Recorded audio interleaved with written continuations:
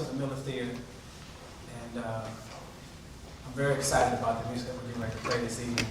We're playing the music of Elmo, an amazing composer and pianist.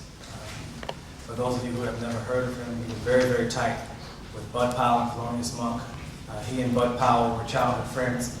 Blah, blah, blah. Read the bio. The main thing is the music, of course. That's why we're all here. And it's excitement mixed with a little bit of nervousness, because this is not the easiest music in the world to play, not by a long shot. In fact, this is some of the hardest music I've ever had to play in my life. But we had a brief rehearsal, run down some of the songs yesterday, and after the whole thing was done, I was very, very mentally and physically drained from, there's a lot of stuff going on here, but it's very, very soulful music, and it's a lot of fun. And that's basically it. I've got an amazing band.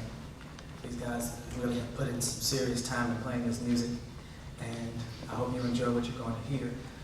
This concert is the first in a series of 3 concerts from the Miller Theater in their Jazz Composer Portrait Series.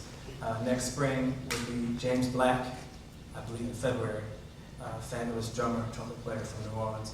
And then April is going to present the music of Eric Dolphy. I don't know what I was thinking. Maybe I should hire another piano player. And so hopefully this won't be the last of this kind of thing here at the Miller Theater. But thank you so much for coming. I appreciate you sacrificing your time and your hard-earned money to pay the band. And we're going to bring out our first musician on trumpet. Is a gentleman who plays in my quintet. He hails from Florida by way of New York in some kind of roundabout way. He's got a brother who plays piano who's just serious. Robert, are you out there, audience? Robert, where are you? Robert Rodriguez. His brother is Mike Rodriguez on the trumpet. Michael Rodriguez.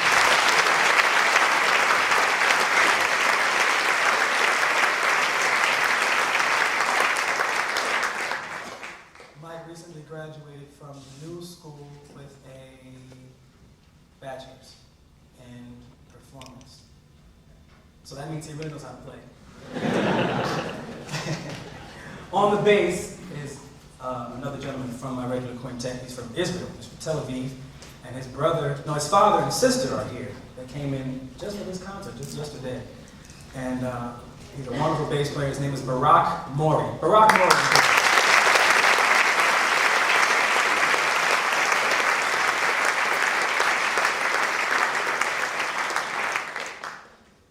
What you're going to see here in a minute is not going to be the entire band. We do have a couple more special guests that will appear in the second half of the concert.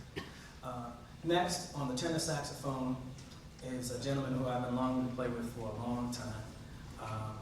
He's so tough. I'm not going to say anything else because it's going to really blow you away. His name is Mr. Joe Lovano.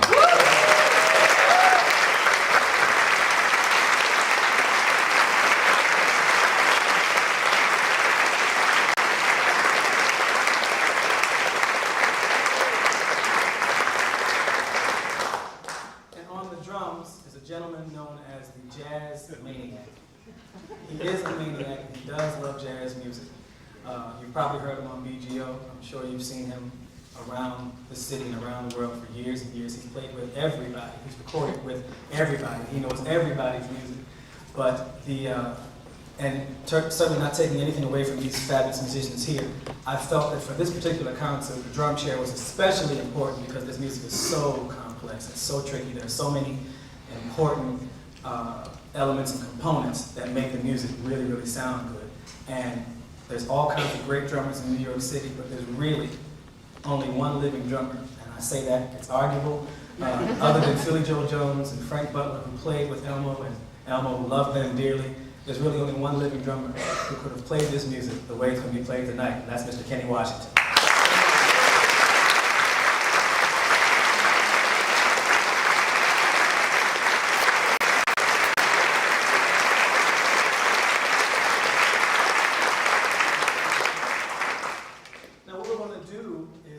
Just a few more words before we get to the music. We're going to play the music pretty much in chronological order of by years that Elmo composed these pieces from 1953 to 1960, so we're going to cover up to 61 at this point. And the amazing thing about Elmo was that he was able to grow so much and develop so much in spite of the personal pitfalls that he ran up against in his short life, which was cut off by death. I mean, he was only 43, 44, very, very young man, but a genius, an absolute genius.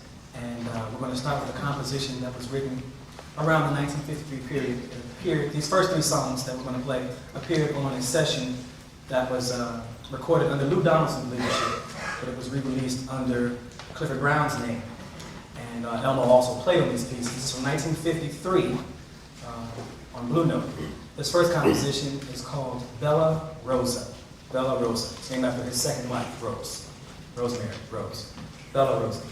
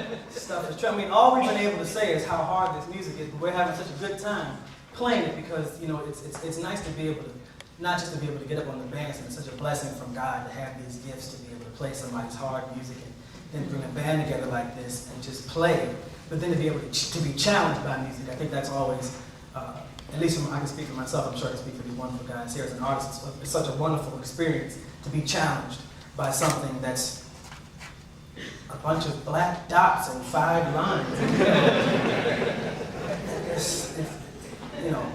It's really amazing.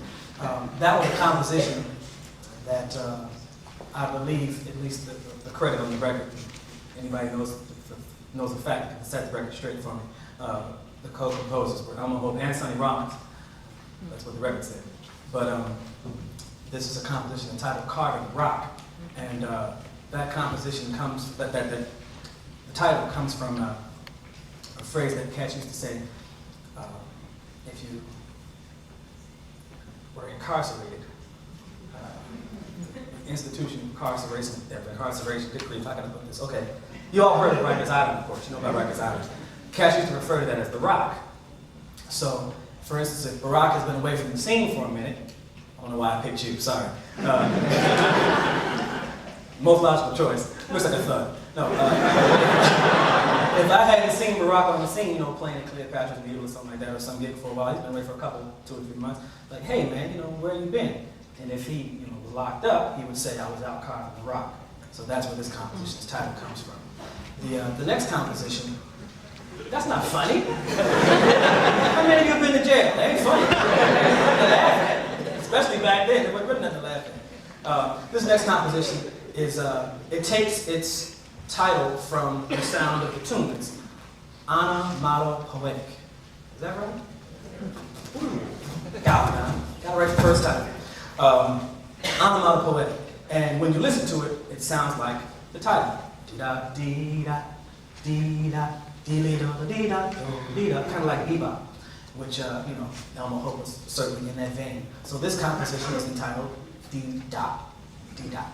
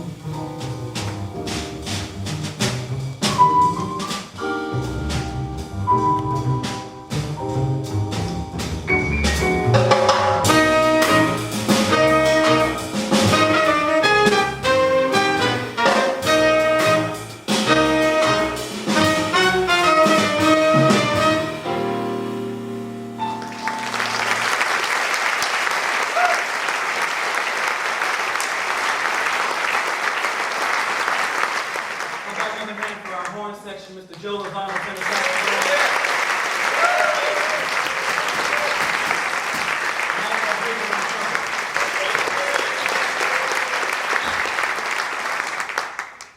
I'm going to tell you right now, I'm not a person who's afraid to admit when I've made a mistake. And I've made plenty. The music is going to just get harder and harder from here on out. And you know, they say hindsight is 20/20. I'm thinking I really should have mixed this up a different kind of way. The beautiful thing, God bless him, so I don't say something else. The beautiful thing about Elmo Hope is that there are not a whole lot of artists who really get the opportunity to develop a broad sense of compositional or performance skills. And we don't have that many examples. We have John Coltrane from the period from 1951, I guess, with Johnny Hodges, up until his death in 1967, which is that's not 20 years. We have Charlie Parker, who had 10 really, really feeking years on this earth in terms of performance. Duke Ellington was fortunate, was very fortunate. He was given the luxury of time. But Elmo Hope had basically a short, more or less 15 years in which to really show off his wares. And boy, did he ever, on the piano and on the ragtime tip. And you'll hear very, very striking differences from the later pieces we played, from the first pieces we played. You'll hear all kinds of new and harmonic, new devices and harmonic and technical and melodic conceptions in the way he wrote. And he was really something. I mean, he's one of the reasons that I wanted to present his music here at the Miller Theater, and I thank God for George Steele. Is George floating around here somewhere? Where are you, George?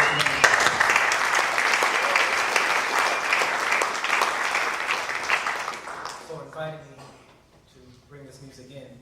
It's kind of like new music, which is kind of what George was looking for.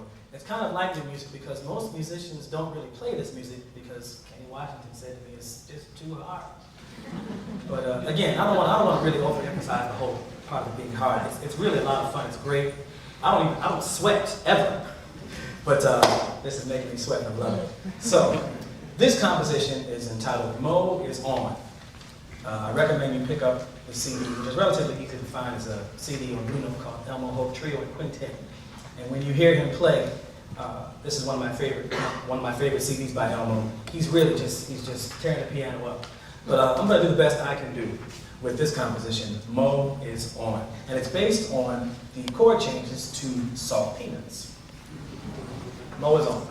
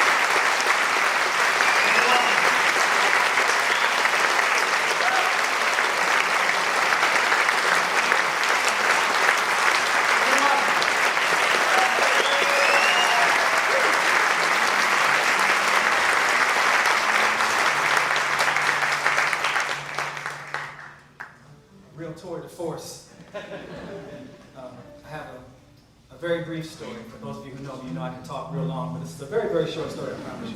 And that's only relative to the other stories I tell, so it's not really that short.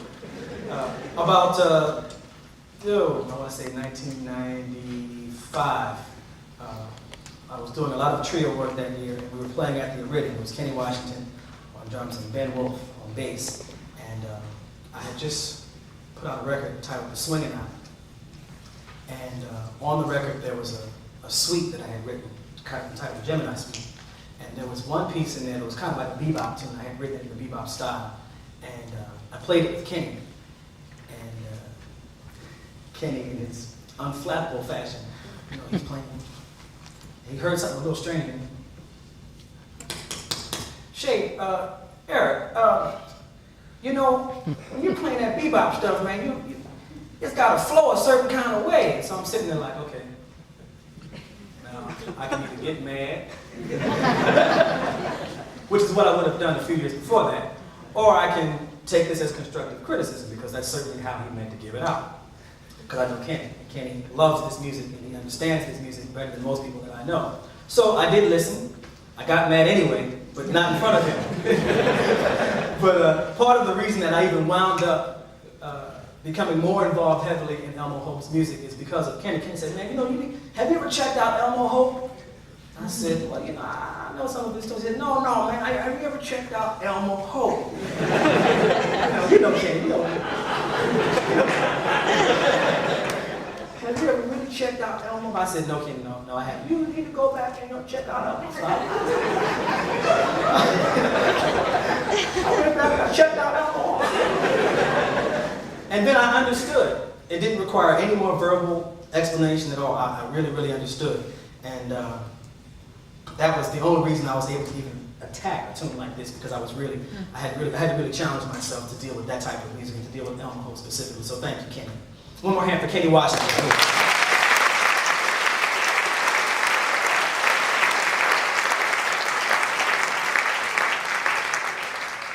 And we're going to give Mr. Washington a break. And it's going to be just Barak and I. We're going to play a very, very beautiful composition. Now we're starting to move into Elmo's middle period. I tried to break up his musical compositional period from 1953, which are his first recorded compositions. Who knows how many tunes he had written before then, but his first recorded compositions in 1953, the songs that you heard, Bella Rosa and Carmen Rock and such, to like about 1957 or 8. And then he moved to the West Coast. He was in New York for a while, and things were kind of tough here. He had lost his cabaret card. And for those of you who don't know, a cabaret card was something that was very, very important to the jazz musicians back then, because all of the rooms that you worked in were union halls. And they were cabaret halls, and you had to have a cabaret card, otherwise you couldn't work. Thelonious Monk went through this problem. Of course, the most famous story, Billie Holiday. And then, of course, there was a big celebration. She got hers back. Well, she was one of the very, very fortunate ones. Elmo Hope never got his back. And that was very, very unfortunate. But he moved out to the West Coast. And he hooked up with Harold Land and Billy Higgins and Eric Dolphy out there. And we're now getting to his middle period of composition. And you'll hear a striking difference. I mean, it'll be so obvious, even if you've never read a note of music in your life, you'll hear the automatic difference between this composition and the last four compositions we played. It's a very different style. It's a beautiful composition that Elmo Hope called Tranquility. Tranquility.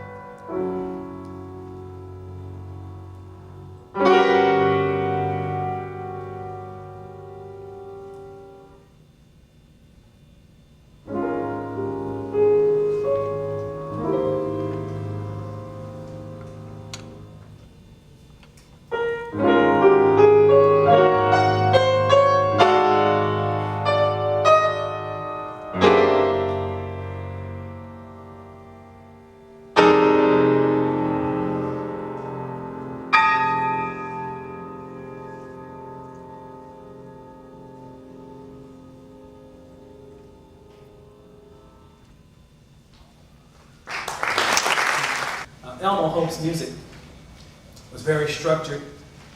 Elmo, I think, may have really been into some abstract kind of numerology, because there are a couple of tunes, one tune we're going to play later on, deals with like 9 and 7. He liked odd numbers, that's for sure. Very, very different from the hard bop tunes from his earlier period from 1953. But you know, when you break some of these tunes down, you really get inside of it. There's a lot of 9 in there somewhere, so I don't know. I'll talk to Bertha. I'm sure Bertha can lay some stuff on me. This next composition, the final composition of this particular portion of the program, is probably my favorite Elmo Hope composition. And it comes from a phrase that he used to always say. Elmo Hope was, you know, a little bitty guy, like I'm 6'1", but you know, Elmo was like about 5'6" or so, 5'7", I believe, and slight kind of guy, but very polite, very nice. This is, of course, what I've been told. And in the middle of the conversation, like if I'm talking and someone else is talking, like really monopolizing the conversation, he would say, "1 second, please.